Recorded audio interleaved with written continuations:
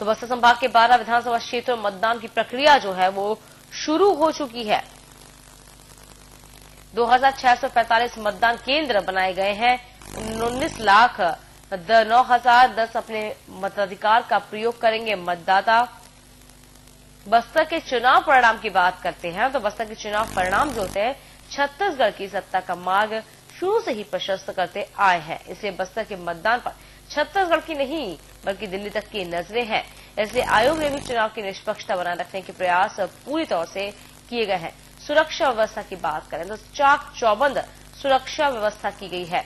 संवेदनशील इलाकों में मतदान को लाने ले जाने के लिए वायुसेना के 8 हेलीकॉप्टर भी तैनात कर दिए गए हैं। मतदान के दौरान हेलीकॉप्टर से निगरानी की व्यवस्था की गई है। इसके लिए 2 पुलिस व 2 चीता हेलीकॉप्टर तैयार रखे गए हैं। बस्तर संभाग के शांतिपूर्ण मतदान के लिए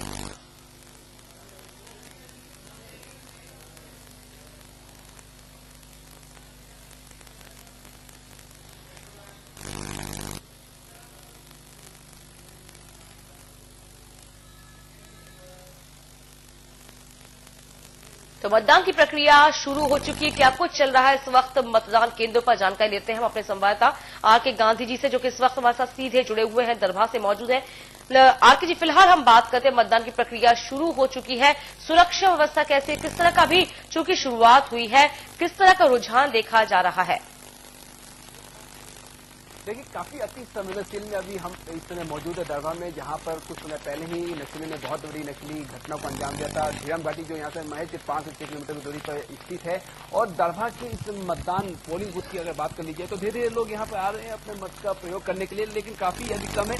जैसे जैसे दिन चढ़ेगा वैसे वैसे लोग यहाँ पर आते जाएंगे। अभी इक्का दुक्का लोग यहाँ पर पहुंच रहे हैं अपने काम को पूरा करने के बाद, अपने काम को शुरू करने के पहले। जिनको अपने काम के लिए निकलना भी है वो भी यहाँ पर मतदान करने के लिए पहुंच रहे हैं। और काफी अभी अगर बात कर ली जाए इस पोलिंग बूथ की तो करीब यहाँ पे 250 मतदाता हैं और इसमें से करीब 2 से 3 ही मतदाताओं ने अपने मतदान का प्रयोग किया है। लेकिन काफी अति संवेदनशील ये मतदान बूथ है और ऐसे में इस बूथ को लेकर सुरक्षा व्यवस्था की अगर बात कर ली जाए तो CISF की यहाँ पे कंपनी तैनात की गई है। CISF की कंपनी को यहाँ के लिए बुलाया गया है और ये पूरी तरफ से चारों तरफ से पहाड़ी इलाके से घिरा हुआ है। आप देख सकते हैं कि किस तरह से यहाँ पर सुरक्षा व्यवस्था तैनात की गई है। चप्पे चप्पे पर यहाँ पर जवान लगाए गए हैं और सभी जवानों के पास में अत्याधुनिक हथियार है, क्योंकि ये नक्सल प्रभावित इलाका है। धुंध नक्सली क्षेत्र होने के कारण काफी अति संवेदनशील इस बूथ को माना गया है। और बस्तर में अगर बात कर ली जाए तो करीब 2500 ऐसे बूथों को संवेदनशील माना गया है जहां पर नक्सली अपनी वारदातों को अंजाम दे सकते हैं, वहां पर अटैक कर सकते हैं। और पखांजू में ऐसा सुबह देखने को मिला था, वहां पर कुछ नक्सली चहलकदमी देखने को मिली है।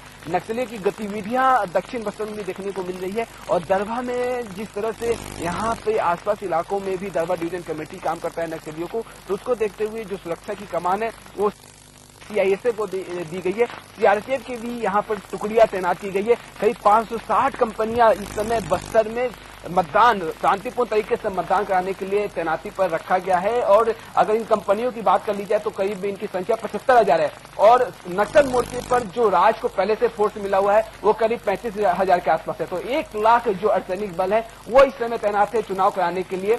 छत्तीसगढ़ पुलिस के पास में अपना जो फोर्स है वो 60,000 के आसपास में है। तो ऐसे में आप अंदाजा लगा सकते हैं कि किस तरह से यहाँ पर सुरक्षा की चाक चौबंद व्यवस्था की गई है। छत्तीसगढ़ विधानसभा चुनाव के 2008 की अगर बात कर ली जाए तो उस समय पोलिंग बूथ पर जाने के पहले जो मतदान कर्मियों को अगवा किया जाता था, उनकी मशीन को लूट ले जाते थे नक्सली, उनको बंधक बनाकर रखा जाता था। लेकिन ऐसी किसी भी घटना को अंजाम इस बार नक्सलियों ने नहीं दिया। तो कहीं न कहीं जो सुरक्षा व्यवस्था है वो काफी चाक चौबंद है। और सुरक्षा व्यवस्था को लेकर चुनाव आयोग ने पहले से ही काफी तैयारियां कर रखी थी। पिछली बार जो यहाँ पर सुरक्षा बल लगाए गए थे उससे ठीक 4 गुना सुरक्षा बल बताया जा रहा है कि इस समय बस्तर में मौजूद है। और बस्तर में चुनाव को शांतिपूर्ण कराने के लिए ही ये तमाम व्यवस्थाएं रखी गई है। और इसके लिए तमाम लगातार बैठकों का दौर चलता है रायपुर, दिल्ली में। और इसके बाद में जो कंपनियां इस बार जितनी छत्तीसगढ़ पुलिस ने कंपनियां मांगी थी उतनी कंपनियां इस बार बस्तर को लेकर मिली है, क्योंकि नक्सली ने बिल्कुल आगे जी पहली बार इतनी कड़ी सुरक्षा के बीच मतदान हो रहा है। यदि हम लोगों की बात करते हैं, जनता की बात करते हैं, सुरक्षा काफी चाक चौबंद कर रखी है। जनता में किस तरह का रुझान देखा जा रहा है, क्योंकि आप इस खबर पर लगातार बने हुए हैं। फिलहाल डर की बात करते हैं, नक्सलियों ने जो डर पैदा कर रखा था, क्या नक्सलियों को डर को खत्म करके अभी चूंकि शुरुआत हुई है, क्या लगता है आगे कहां तक सिलसिला पहुंचेगा मतदान का?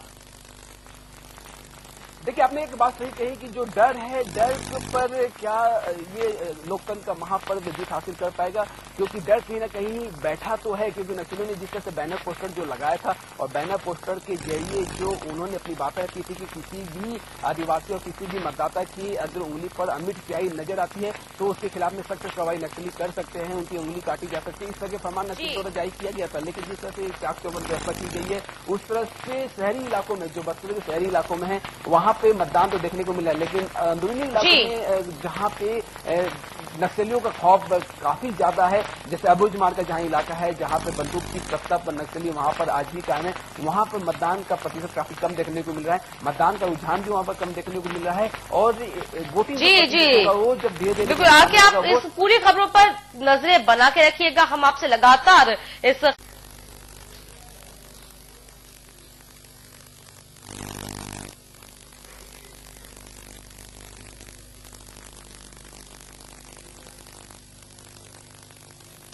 और आइए आपको दरभा की सबसे पहले तस्वीरें हम दिखा रहे हैं मतदान केंद्र, जहां पर मतदान जो है वो इस वक्त शुरू हो चुके हैं।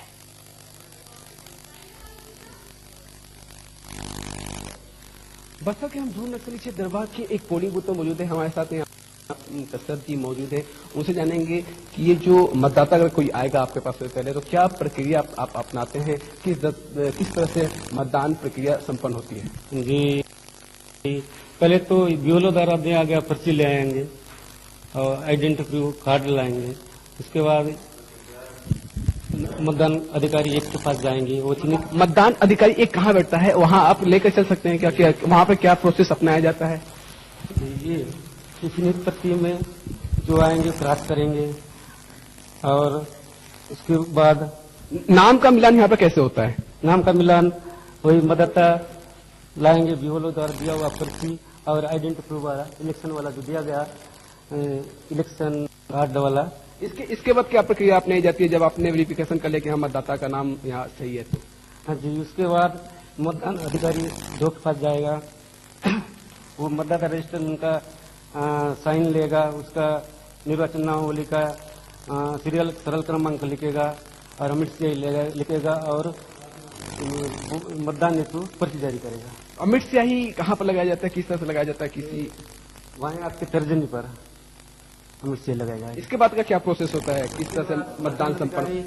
ये तीन के पास जाएगा, मतलब तीन के पास जाएगा, ये बैलेट जारी करेगा। बैलेट जारी करने के बाद में जो बटन है, इस बार एक नया बटन का भी इस्तेमाल किया जा रहा है, क्या बटन है वो? नोटा बटन है। तो इस तरह से ये मतदान संपन्न हो जाएगा जी। यहाँ पे ईवीएम में कितने कैंडिडेट के नाम है? यहाँ 15 है नोटा के साथ। नोटा के साथ 15 में जी। तो ये कितने में खुलेगा, कितने में खुल जाता है? तो ये सील लगा हुआ है,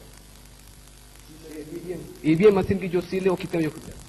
अभी नहीं खुलेगा सर, जमा हो जाएगा। ये जमा हो जाएगा और इसमें ईवीएम मशीन में जितने भी मतदाता आएंगे अपने वोट का प्रयोग करेंगे और इस वोट के जरिए अपने जनप्रतिनिधि का चुनाव करेंगे। ये तमाम जो प्रोसेस होता है वो अपनाया जाता है, जिसके जरिए मतदान होता है और मतदान की प्रक्रिया यहाँ पर शुरू हो चुकी है। बस्तर के क्षेत्र में धूर नस्ली जो क्षेत्र है वहां पर मतदान को लेकर विशेष सतर्कता बरती जा रही है। कैमरा प्रवेश खान के साथ आके तो आपको बता दें पहले चरण का मतदान शुरू हो चुका है। दरभा की हमने आपको तस्वीरें दिखाई थी जहां पर मतदान कुछ ही देर में शुरू हो रहा है। बस्तर की बात करें तो बस्तर में आज मतदान शुरू हो चुके हैं। सुबह 7 बजे से लेकर 3 बजे तक मतदान चलेगा और ये पहली तस्वीरें आप देख रहे हैं बस्तर संभाग की, जहां पर दरभा में इस वक्त जो मतदान है वो शुरू हो चुका है। मतदाता अपने मताधिकार का प्रयोग करने के लिए पहुंच गए हैं। सुरक्षा व्यवस्था की बात करते हैं तो काफी सुरक्षा व्यवस्था, बेहतरीन सुरक्षा व्यवस्था के बीच ये मतदान कराया जा रहा है। तो बस्तर संभाग के हम यदि मतदान केंद्रों की बात करते तो पहले चरण के मतदान के लिए बस्तर और राजनांदगांव दोनों में ही 4142 मतदान केंद्र बनाए गए हैं।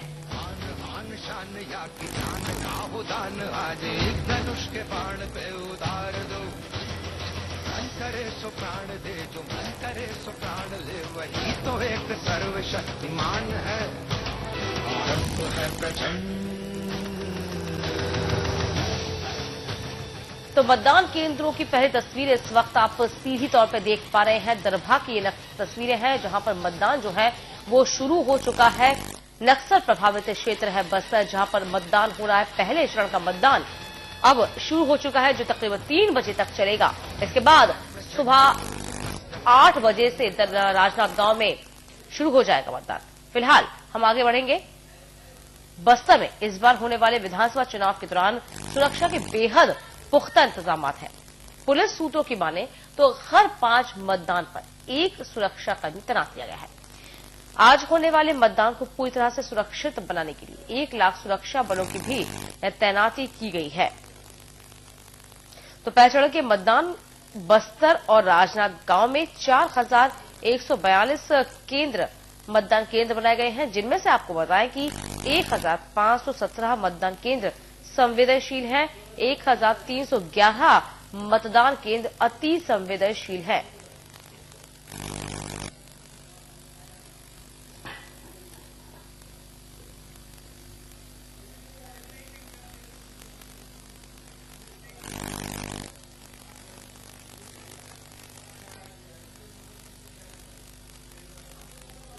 हम बने रहेंगे मतदान की खबरों पर। फिलहाल छोटे से ब्रेक के लिए रुकते हैं।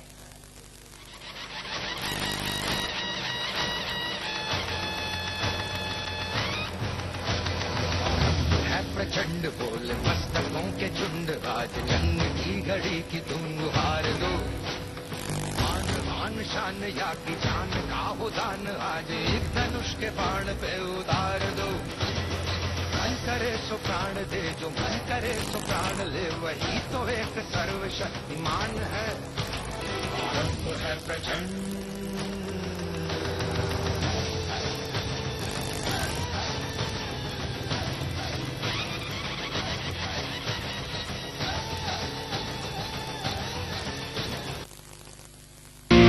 यहाँ मेगा मॉल बनेगा, तो बिगेस्ट इंडिया एवर सीन। यहाँ स्टेडियम बनना चाहिए। चैरिटी के बारे में सोच रहे हैं। कभी तो ऐसा ख्वाब देखिए जिसमें हजारों ख्वाब शामिल हैं। GR एंटरप्राइजेज की इंटरनेशनल स्टेडियम ने इस शहर के लोगों में गर्व की भावना और स्पोर्ट्स कल्चर को अद्भुत बढ़ावा दिया है। GR enterprises shares have reached N all time high. जब दूसरों के ख्वाब पूरे करोगे ना, तो अपना कल बनते देखोगे। रजनीगंधा हिलने है दुनिया। पता है, हमारे बगल वाले घर में हर रात पार्टी होती है। सच्ची? और वो मिसेस सिंह ने सिंगापुर के फ्री टिकट जीते हैं। अच्छा? और वो मिसेस अय्यर का लड़का मनोचिकित्सक के पास गया था इलाज के लिए। पर अब तो वो ठीक हो गया ना? मानसिक रोगों का इलाज हो सकता है, सबको बताएं। आप हर चीज परख कर देखकर खरीदते हैं ना। एक जिम्मेदार व्यक्ति होने की निशानी है ये। घर चलाने की जिम्मेदारी जो आप पर है, लेकिन बस इतनी ही जिम्मेदारी नहीं है आपकी।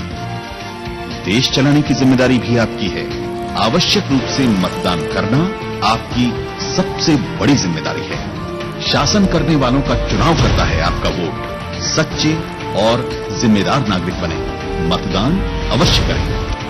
पहले मतदान, फिर दूजा काम। छत्तीसगढ़ का पहला मिड डे अखबार जनता से रिश्ता, जो दिखेगा वह छपेगा।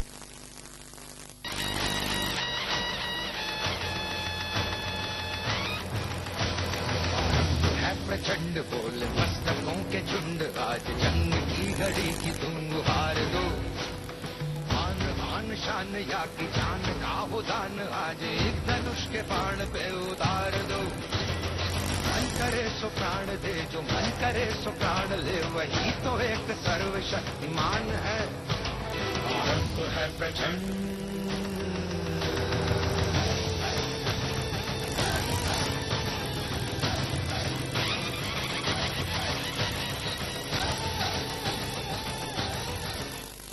स्वागत है ब्रेक के बाद। तो बस्तर संभाग में आपको बता दें, मतदान की जो प्रक्रिया है वो शुरू हो चुकी है। झीरम घाटी की बात करते हैं तो झीरम घाटी में इस वक्त हमारे संवाददाता पहुंच चुके हैं आरके गांधी वहां पर, जहां पर 25 मई को नक्सली हमला हुआ था। कांग्रेस के दिग्गज नेता वहां पे मारे गए थे। आपको सीधे लिए चलते हैं आरके गांधी जी के पास। आरके जी, फिलहाल हम माहौल की बात करेंगे। मतदान हो रहा है, पहले चरण का मतदान है, क्या कुछ तैयारियां हैं, किस तरह की सुरक्षा व्यवस्था है?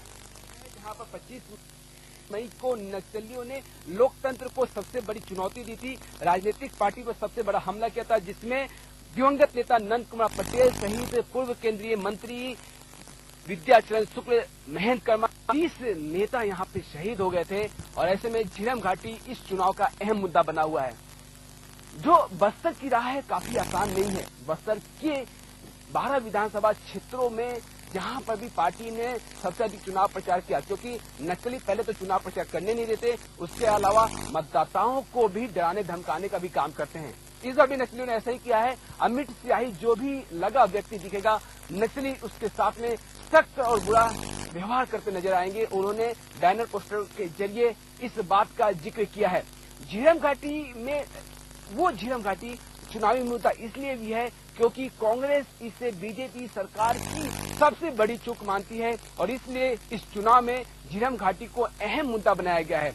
ये झीरम घाटी का घनघोर जंगल है, पहाड़ी इलाका है और इस जंगल में जो नक्सलियों ने खूनी तांडव खेला था उसको लेकर कांग्रेस ने बीजेपी पर सीधा सीधा हमला बोला और झीरम घाटी में शहीद हुए नेताओं के परिजनों को इस बार टिकट दिया। इस टिकट के जरिए सहानुभूति वोट कांग्रेस जहां बटोरना चाहती है और बस्तर से अधिक सीट जीतकर वो सत्ता में काबिज होना चाहती है। लेकिन सत्ता में काबिज होने के लिए कांग्रेस की ये सहानुभूति वोट कितना कारगर साबित हो पाता है, ये देखने वाली बात होगी। लेकिन आज जब 18 विधानसभा सीटों पर मतदाता अपना वोट का प्रयोग कर रहे हैं और 12 विधानसभा जो सीट है वो मायने रखता है बस्तर की सत्ता पर कौन काबिज होता है। अगर इस समय की बात कर ली जाए तो 2008 चुनाव में 11 सीटों पर बीजेपी काबिज है और सिर्फ एक सीट कांग्रेस के पास में है। ऐसे में झीरम घाटी जो इस समय सबसे बड़ा मुद्दा बना हुआ है वो कांग्रेस के लिए कितना सहायक साबित हो पाती है और जो वोट बैंक साधने की कोशिश यहाँ पर कांग्रेस की तरफ से की गई है, चाहे आदिवासी छात्राओं से बलात्कार का मामला हो, इसके अलावा बस्तर को लेकर जो तमाम कार्य योजनाएं चला का मामला हो या झीरम घाटी का मामला जिसको लेकर कांग्रेस खुद घिरती नजर आई थी और कहीं न कहीं कांग्रेस जो हार भी नजर आई और झीरम घाटी ही वो मुद्दा है जिसको लेकर तमाम बड़े नेता चाहे सोनिया गांधी हो, चाहे राहुल गांधी, चाहे मनमोहन सिंह अपने भाषणों में उसका जिक्र करते नजर आए। सुषमा स्वराज भी आई तो उन्होंने सीधे कांग्रेस पर हमला बोला और झीरम घाटी को लेकर उन्होंने सीधे कांग्रेस पर हमला बोलते हुए झीरम घाटी के लिए कसूरवार कांग्रेस को ही माना। अरुण जेटली ने तो यहाँ तक बोल दिया कि बीजेपी की सांठगांठ माओवादियों के साथ में जो कांग्रेस आरोप लगाती रही है उसमें कोई आधार नहीं है और यहाँ पर कांग्रेस की ही सांठगांठ माओवादियों से है। इसको लेकर चुनाव आयोग में भी शिकायत हुई है। तो ये तमाम मुद्दे हैं बस्तर के जिसके जरिए दोनों पार्टियां वोटरों को लुभाने की कोशिश में लगी हुई है और 8 दिसंबर वो फैसले का दिन होगा जिस दिन ये तय हो जाएगा कि छत्तीसगढ़ की सत्ता में कौन काबिज होता है। ऐसे में इस बस्तर की राह पर चलकर कौन सी पार्टी सत्ता तक पहुंच पाती है, ये अहम बात होगी। कैमरामैन प्रवेश खान के साथ आरके गांधी, साधना न्यूज, झीरम घाटी। तो बस्तर संभाग में आपको बता दें कि इस वक्त मतदान शुरू हो 25 मई को नक्सली हमला हुआ था झीरम घाटी में जिसमें कांग्रेस के कई दिग्गज नेता मारे गए थे। कुल 30 लोग इस नक्सली हमले में मारे गए थे। इस पूरी घटना का इस वक्त चूंकि चुनाव भी है इसका जायजा लिया है हमारे संवाददाता आरके गांधी जी ने। आइए दिखाते हैं आपको। 25 मई को नक्सलियों ने लोकतंत्र को सबसे बड़ी चुनौती दी थी, राजनीतिक पार्टी पर सबसे बड़ा हमला किया था जिसमें दिवंगत नेता नंद कुमार पटेल सहित पूर्व केंद्रीय मंत्री विद्याचरण शुक्ल 30 नेता यहाँ पे शहीद हो गए थे और ऐसे में झीरम घाटी इस चुनाव का अहम मुद्दा बना हुआ है।